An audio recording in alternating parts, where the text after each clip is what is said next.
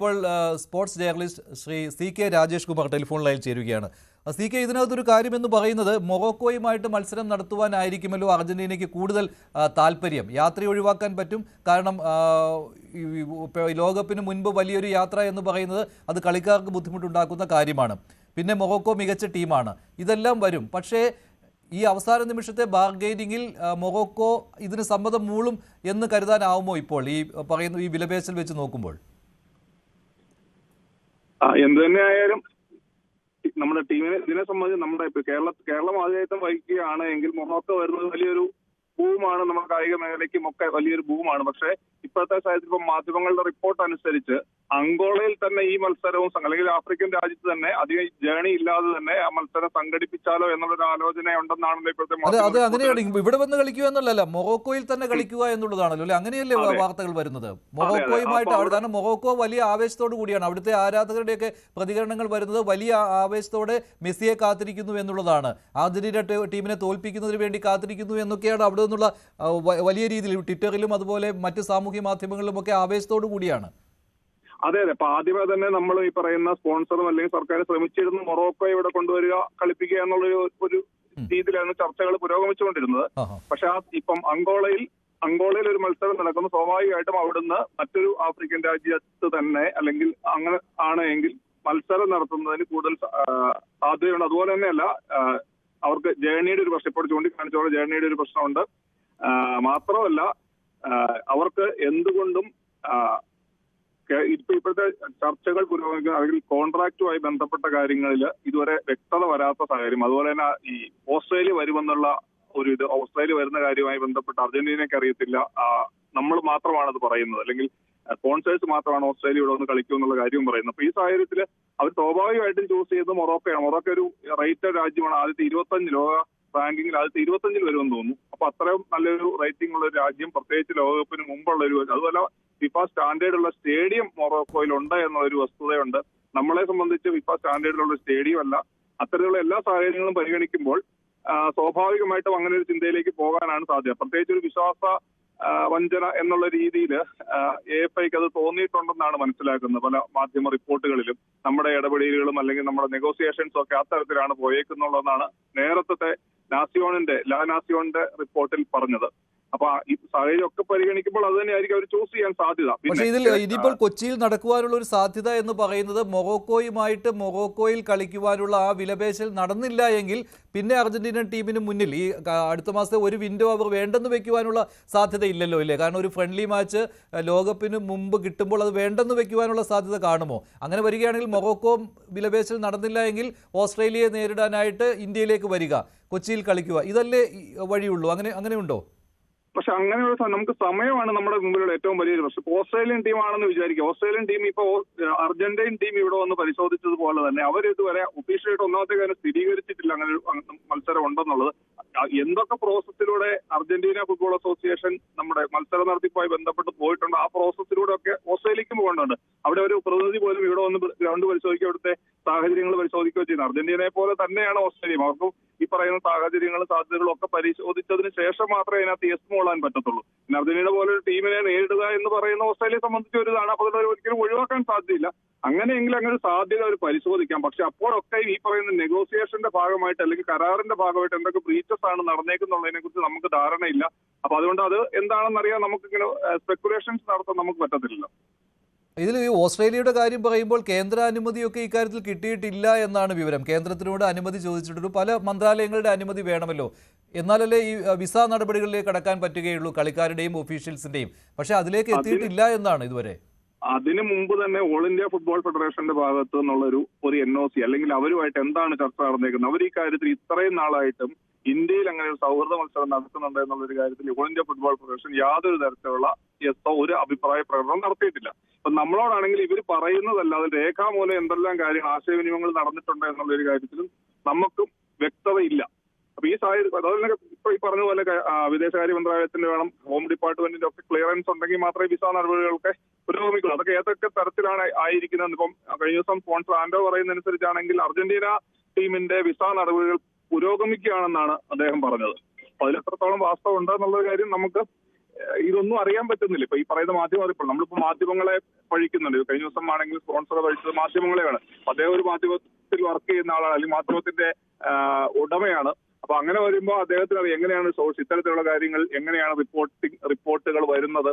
ഇപ്പം നമുക്കറിയാം, അപ്പൊ BCCI ബന്ധപ്പെട്ട ഒരു റിപ്പോർട്ട് വരികയാണ്. നമ്മൾ BCC വൃത്തങ്ങളെ നമ്മളൊക്കെ ഓരോരുത്തർ റിപ്പോർട്ട് ചെയ്തതാണ്. BCC വൃത്തങ്ങളെ ഉദ്ധരിച്ചുകൊണ്ടാണ് നമ്മൾ അവർക്ക് പലതും കോൺട്രാക്റ്റുമായി ബന്ധപ്പെട്ട കാര്യങ്ങളാണ് അവർക്ക് ഡിസ്ക്ലോസ് ചെയ്യാൻ ബുദ്ധിമുട്ടാണ്. അപ്പോൾ ഇത്തരത്തിലുള്ള ഒഫീഷ്യൽസുമായി ബന്ധപ്പെട്ടാണ് ഇത്തരത്തിലുള്ള റിപ്പോർട്ടുകൾ വരുന്നത്. അതിനകത്ത് അതിന്റെ ആധികാരികത അത്രമാത്രം ചോദ്യം ചെയ്യേണ്ട കാര്യമില്ല. ഇനി അതുമല്ല, ഈ നെഗോസിയേഷന്റെ ഭാഗമായിട്ട് അർജന്റീനയോട് ഏറ്റവും അടുത്തിരിക്കുന്ന മാധ്യമമാണ് ലാനാസിയോൻ, അല്ലെങ്കിൽ ഈ എഡൂൾ എന്ന് പറയുന്ന മാധ്യമപ്രവർത്തകനായിക്കോട്ടെ. അദ്ദേഹം അർജന്റീന ടീമുമായിട്ട് മെസ്സിയൊക്കെ ആയിട്ട് വളരെ അടുപ്പമുള്ള ആളാണ്.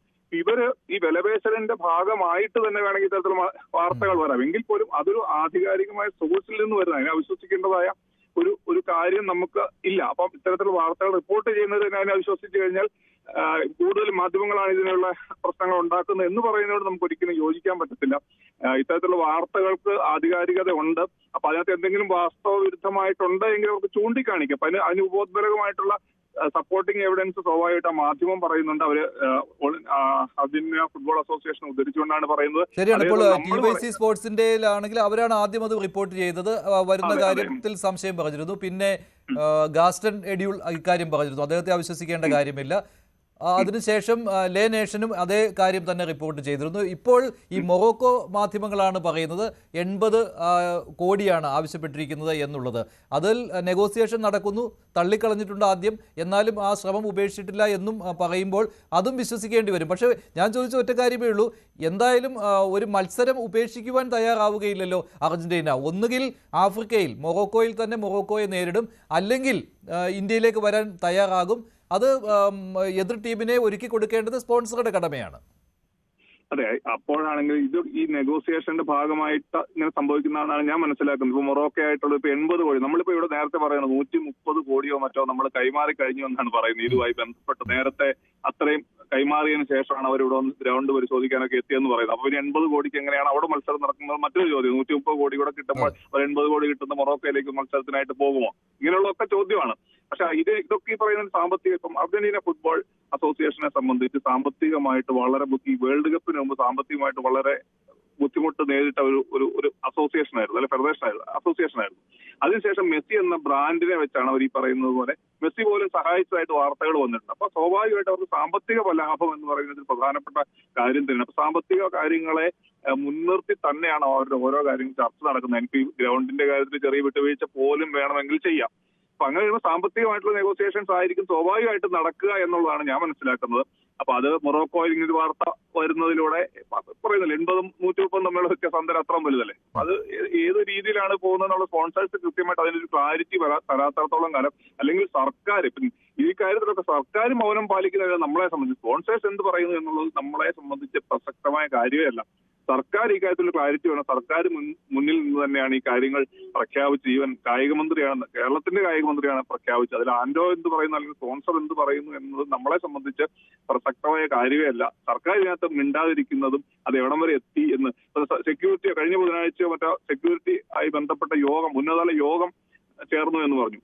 അതിൽ പോലും യോഗം ഇത്രയും കാര്യങ്ങൾ മുന്നോട്ട് പോകുമ്പോഴാണ് ഇങ്ങനെയുള്ള യോഗങ്ങളുടെ ഒക്കെ പ്രസക്തി. പക്ഷെ അത് പോയിട്ടില്ല എന്ന് വിവിധ മാധ്യമ റിപ്പോർട്ടുകൾ അങ്ങനെ ഇത്ര പോയിട്ടില്ല എന്ന് കേൾക്കുമ്പോൾ ഇതിനകത്ത് ആരാണ് പാനിക്കാതെന്ന്, അല്ലെങ്കിൽ ആരാണ് ശരിക്കും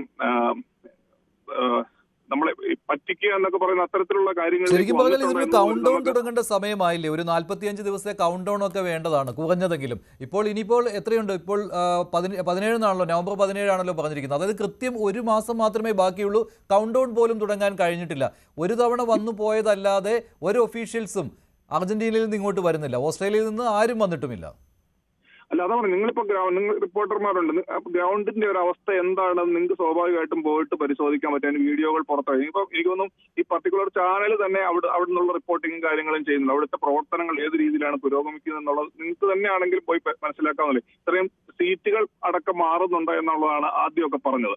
അതൊക്കെ ഈ ഒരു മാസം കൊണ്ട് അന്താരാഷ്ട്ര നിലവാരത്തിലേക്ക് ഗ്രൗണ്ടിന്റെ ഗാലറി അടക്കം, പ്രത്യേകിച്ച് സെക്യൂരിറ്റി കൺസേൺ ആണ്. നമുക്കറിയാം ഫിഫയുടെ മാനദണ്ഡ പ്രകാരമുള്ള സ്റ്റേഡിയത്തിന് എന്തെല്ലാം കാര്യങ്ങൾ വേണമെന്ന് നമുക്കറിയാം. അത് ഇപ്പൊ അണ്ടർ-17 വേൾഡ് കപ്പ് നടന്നപ്പോൾ പോലും അവർ പൂർണ്ണ തൃപ്തി ഉണ്ടായിരുന്നു. നമുക്കറിയാം അന്ന് ഈ ഡ്രെയിനേജിന്റെ ഇഷ്യൂവുമായി ബന്ധപ്പെട്ട് വലിയ പ്രശ്നം അത് ഇതുവരെ അവിടെ പരിഹരിക്കപ്പെട്ടിട്ടില്ല എന്നുള്ള കാര്യം നമുക്കറിയാം. ഇതൊക്കെ എത്രത്തോളം പുരോഗമിച്ചിട്ടുണ്ട് എന്നുള്ള കാര്യം മാധ്യമപ്രവർത്തകർ എന്ന നിലയിൽ നമുക്ക് ഓരോരുത്തർക്കും പരിശോധിക്കാം. അപ്പൊ GCD ആയി ബന്ധപ്പെട്ടായി അത് ഏത് രീതിയിലാണ് പുരോഗമിക്കുന്നത് എന്നുള്ള കാര്യം ഇപ്പോഴും നമുക്ക് പക്ഷേ ഈ ഒരു മാസം കൊണ്ട് എങ്ങനെ ഈ ചെറിയ കാലയളവിൽ തീർക്കാൻ പറ്റുമെന്നുള്ളത് നമുക്കിപ്പോഴും സംശയമുള്ള ഒരു കാര്യമാണ്. പ്രത്യേകിച്ച് നമ്മൾക്കറിയാം അപകടമൊക്കെ ഉണ്ടായ പശ്ചാത്തലത്തിൽ സ്റ്റാമ്പേഡ് പോലുള്ള കാര്യങ്ങൾ അത്രത്തോളം ജനം അവിടെ വരുന്നതാണ്. മെസ്സിയെ പോലെ ഒരാൾ വരുമ്പോൾ 50,000-ഓളം പേരെ എങ്ങനെ ആ സ്റ്റേഡിയത്തിലേക്ക് കയറ്റണം, അതുപോലെ അത്ര തന്നെ ആൾക്കാർ പുറത്ത് കാണും. ഇത് എങ്ങനെ മാനേജ് ചെയ്യും എന്നുള്ളൊരു കാര്യം കൂടിയുണ്ട്. പിന്നെ അതല്ല ഒരു പ്രൊവിഷൻ കൂടി, അതായത് മാർച്ച് മാസത്തിലെ വിൻഡോയിൽ ഇന്ത്യയിൽ വന്ന് കളിക്കുന്ന കാര്യം പരിശോധിക്കുക എന്നുള്ളൊരു കാര്യം കൂടി അർജന്റീന ഫുട്ബോൾ അസോസിയേഷൻ ഉദ്ധരിച്ച് കഴിഞ്ഞ ദിവസം ലാനാസിയോൻ പറഞ്ഞിരുന്നല്ലോ. അപ്പൊ ആ ഒരു സാധ്യതയെ കുറിച്ച് പരിശോധിക്കുമ്പോൾ അത് നമുക്ക് വേണ്ട എന്നുള്ള ഒരു ഇതാണ് ഇദ്ദേഹത്തിന്റെ സ്പോൺസറുടെ ഒരു നിലപാട് ആയിട്ട് കണ്ടത്. നവംബറിൽ മത്സരം ഇല്ലെങ്കിൽ പിന്നെ നമുക്ക് മത്സരം വേണ്ടായിരുന്നു. അപ്പൊ ഇങ്ങനെയുള്ള അതെന്താണെന്ന് വെച്ചാൽ പിന്നെ വേൾഡ് കപ്പ് കഴിഞ്ഞ് വിൻഡോ ഓപ്പൺ ആയിട്ടുള്ളൂ എന്നാണ്. പക്ഷെ അങ്ങനെയല്ല, വേൾഡ് കപ്പിന് മുമ്പാണല്ലോ അത്. മാർച്ചിലാവുമ്പോൾ വേൾഡ് കപ്പിന് മുമ്പ് ഇലക്ഷനാണ്. അത് ഇലക്ഷന്റെ ഒരു പ്രശ്നമാണ്. ആവശ്യത്തിന് സുരക്ഷ നൽകാനുള്ള ഒരു പ്രശ്നം ഉണ്ടാകാം. ഇതൊക്കെ പരിഗണിച്ചുകൊണ്ടായിരിക്കാം ഞങ്ങൾക്ക് മാർച്ചിലെ വിൻഡോയിൽ ഞങ്ങൾക്ക് മത്സരം വേണ്ട എന്ന് സ്പോൺസർ പറയുന്നതെന്നാണ് ഞാൻ മനസ്സിലാക്കുന്നത്. അല്ലാതെ വേൾഡ് കപ്പിന്റെ ഒരു തൊട്ട് മുന്നിലത്തെ ആ സമയത്ത് ഒരു പ്ലെയറിന് ഇഞ്ചുറി പറ്റുക എന്ത് വന്നാലും അർജന്റീനയെ സംബന്ധിച്ച് അടുത്ത വേൾഡ് കപ്പിൽ മെസ്സി ഉണ്ടാകുക എന്ന് പറയുന്നത് അവരുടെ ഫുട്ബോൾ അസോസിയേഷന്റെയും ഫിഫയുടെ ഒക്കെ ഒരു ആവശ്യമാണ് മെസ്സി ടീമിൽ ഉണ്ടായിരിക്കുക എന്നുള്ളത്. അപ്പൊ അതിനുവേണ്ടി മെസ്സിയെ പ്രൊട്ടക്ട്